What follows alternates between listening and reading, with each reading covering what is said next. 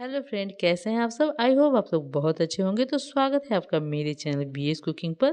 तो आज की वीडियो में हम ऐसी टिप्स जानेंगे जो हर महिला के लिए बहुत ही उपयोगी हो सकती है। तो अगर वीडियो आपको ज़रा सा भी यूजफुल लगे तो लाइक कीजिएगा और ज़्यादा से ज़्यादा शेयर कीजिएगा, और चैनल पर पहली बार आए हैं तो सब्सक्राइब भी कर लीजिएगा। तो हमारा पहला टिप्स यहाँ पे गोभी को लेकर है। अभी मार्केट में बहुत ज़्यादा गोभी मिल रहे हैं, कीड़े भी बहुत ज़्यादा होते हैं।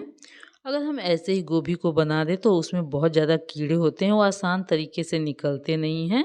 तो हम यहाँ पे गोभी की जो पीछे का भाग होता है, जो उसकी डंठल होती है, सबसे पहले हम उसे अलग कर लेंगे और उसके बाद उसके सारे पत्ते को भी अलग कर लेंगे। उसके बाद हम यहाँ पे एक झारा लेंगे। इस तरह की झारा तो हम सभी के घर में होती ही है। उसके बाद हम गैस जलाकर झारा को उस पर रखेंगे और गोभी को उलट पलट कर इस तरह से सेक लेंगे।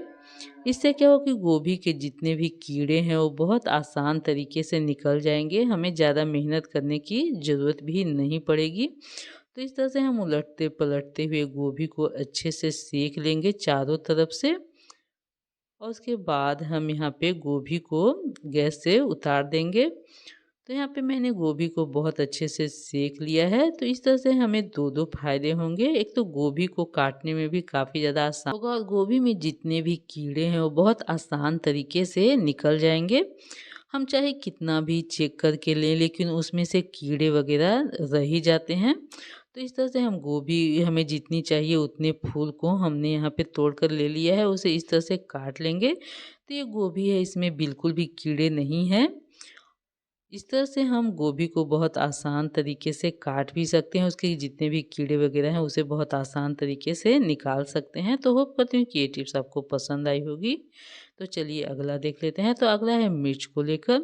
कभी कभी हम मार्केट से बहुत ज़्यादा मिर्च खरीद कर ले आते हैं और वो रखे रखे इसी तरह से सड़ने लगती है, सूखने लगती है, और कभी कभी तो जो मिर्च है वो लाल भी होने लगता है। तो इसे हम स्टोर करेंगे। तो सबसे पहले जो मिर्च है उसे धोकर हम सुखा लेंगे और उसके जो डंठल हैं उसे इस तरह से तोड़ लेंगे। तो हमें पूरे मिर्च के डंठल को तोड़ लेना है। डंठल तोड़ने से हमारा जो मिर्च है बहुत लंबे समय तक चलता है, जल्दी ख़राब नहीं होता है।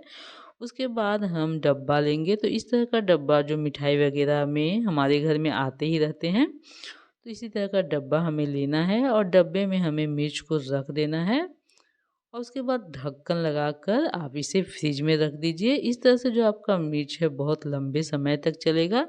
आपका जो मिर्च है 1 महीना तक बिल्कुल भी ख़राब नहीं होगा। तो होप करती हूँ कि ये टिप्स भी आपको पसंद आई होगी। तो चलिए अगला देख लेते हैं।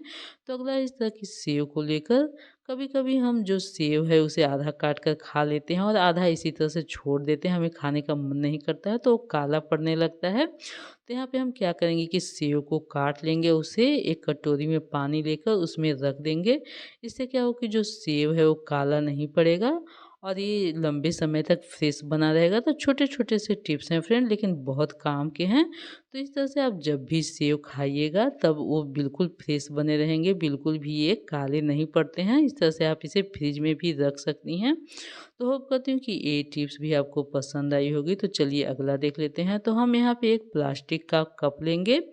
प्लास्टिक का कप नहीं है तो आप नॉर्मल कप भी ले सकते हैं और उसमें हम चावल को भर देंगे। तो हमें पूरे कप में चावल को भर देना है। उसके बाद 1 चम्मच हम यहाँ पे बेकिंग सोडा डाल देंगे और चावल के ऊपर हमें इसे फैला देना है इस तरह से। तो इसका इस्तेमाल हम करेंगे अपने अलमारी में। कभी कभी क्या होता है कि हमारी साड़ियाँ काफ़ी दिनों से रखी होती हैं और हम उसे नहीं पहनते हैं, तो उसमें से काफ़ी ज़्यादा बैड स्मेल आने लगती है। तो हम चावल जो कप में भर कर रखा है उसे इस तरह से अलमारी में रख देंगे, जिससे क्या हो कि जो साड़ियाँ हैं उसकी बैड स्मेल सारी ख़त्म हो जाएगी। और चावल नमी को सोखता है तो इसमें जितनी भी नमी है वो भी ख़त्म हो जाएगी।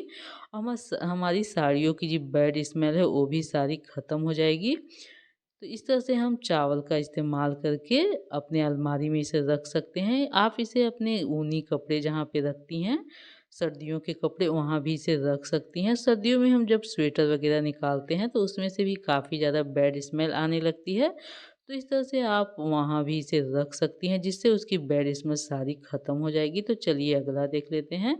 तो हम यहाँ पे एक कटोरा लेंगे और उसमें हम गर्म पानी डालेंगे। तो यहाँ पे 1 गिलास मैंने गर्म पानी लिया है और 1 चम्मच मैंने यहाँ पे बेकिंग सोडा डाला है और 1 चम्मच सर्फ़ डाल दिया है। आप जो सर्फ़ इस्तेमाल करती हैं उसे यहाँ पे डाल दीजिएगा। उसके बाद हम यहाँ पे अपनी चाय छन्नी को डाल देंगे। तो इस तरह से मेरे पास प्लास्टिक और स्टील दोनों चाय छन्नी थी, उसे मैं इसमें डाल दूँगी। अगर आपके पास समय है तो इसे रात भर के लिए छोड़ दीजिए, अगर समय नहीं है तो आप इसे 1 या 2 घंटे के लिए छोड़ सकते हैं। तो यहाँ पे 1 घंटा हो गया है, आप चाय छन्नी को देख सकते हैं कि वो कितने अच्छे से साफ़ हो गया है बिना रगड़े ही। लेकिन हम ब्रश लेंगे और उसे इस तरह से रब कर लेंगे। तो तीनों चाय छन्नी को हमें इसी तरह से ब्रश से रब कर लेना है।